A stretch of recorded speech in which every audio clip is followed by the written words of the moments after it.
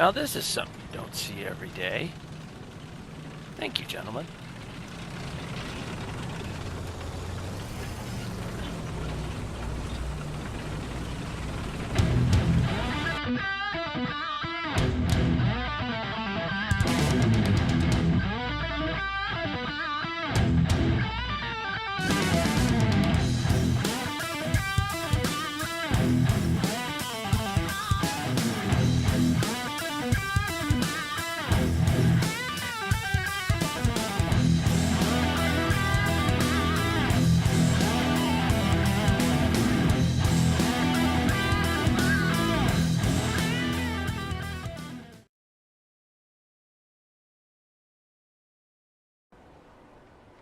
Hail and well met. This is Bushido for Dry.AR, and welcome back.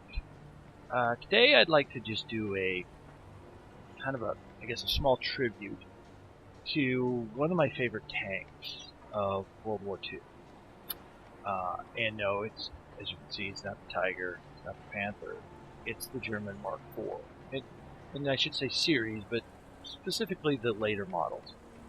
I think it's a vehicle that does not get a lot of attention, based upon, of course, because of the Tiger I, the Panther. But really, this vehicle was the mainstay vehicle through the entire war for the German Wehrmacht and German armored forces. A lot of people think it was all Tigers and Panthers, through 44 and 45, but really the bulk of German armor was made up of Mark IVs. It was kind of their Sherman / T-34. It was easy to produce. By the model you see in front of you, pretty much all the kinks were probably worked out, and it was upgunned pretty early in its career. I think around 43 it got the 75. Which, was a phenomenal gun, pretty much could eliminate any target, even into the latter days of the war. And it's a vehicle that actually even went into post-war. I believe Syria used it a little bit in the post-war years of World War II. And it's just a remarkable vehicle, and I just always like the look of it, especially with the side skirts. Just something about it just drew me in. But anyway, again, I just love this vehicle, and I've been playing the Normandy event in War Thunder, and this is my lead vehicle. And sometimes I'll even pick this as a backup, just because I like to use it and see what I can do with it, and see how well it goes toe-to-toe. Pretty much with anything that the Brits and Americans can produce, whether it's a Firefly, a Jumbo. Those two are probably the two I think. Really, even a Firefly isn't that hard, because the Firefly is really just a Sherman, just a big pounder. The Jumbo, probably from the front, is the toughest one to take on.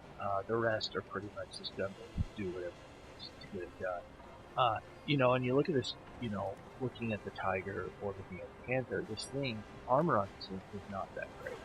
I mean, by the time 44 rolls around, this is pretty much no better than a Sherman, or some of the British tanks, the Cromwell and those.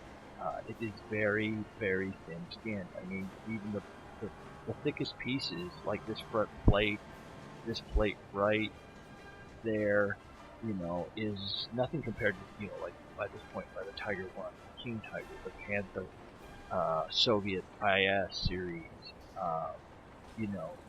It's really, pretty much, a Sherman does it, even a Sherman with, its normal 75 early Shermans would be able to take this on. And so, it's remarkable that still, by that time, Germany was able to use it effectively, and I think that goes a lot of dedication to a very good crew. And with that being said, shoving this 75 inside, this is a very small turret, especially when you got 3 people in that turret. Getting that 75 with that breach in there is just incredible. So again, hats off to probably a very underrated vehicle. again, you know, if you look at when this thing started, it was the low velocity L-24, and it was an infantry support weapon. And, you know, to where it ends up with, you know, you have your H model here, and I believe the J model, you know, phenomenal vehicle that, you know, did the entire, from beginning to end post-war. And so, like I said, I don't think it gets a lot of credit. Anyway, this is just kind of you know, a quick little kind of tribute to it. As I've been playing the Normandy event, I thought about it quite a bit. You know, you're busting through the hedgerows and stuff like that, and I could picture, you know, a lot of these, you know, to do that, see that. It does have a very, compared to the Tiger and to the others, it has very low silhouette.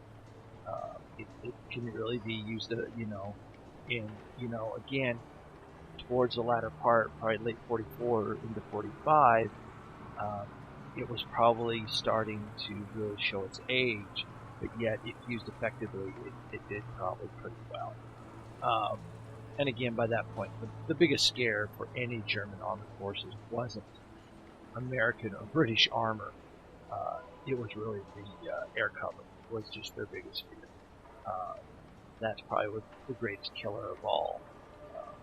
Anyway, again, I just got you know, some video clips I take today. It's just for fun. Thrown to a little bit of Beethoven, and just kind of a small tribute to the Mark IV. Like I said, a very underrated tank. And again, as always, you know, hey, thumbs up, thumbs down, post your comments, subscribe.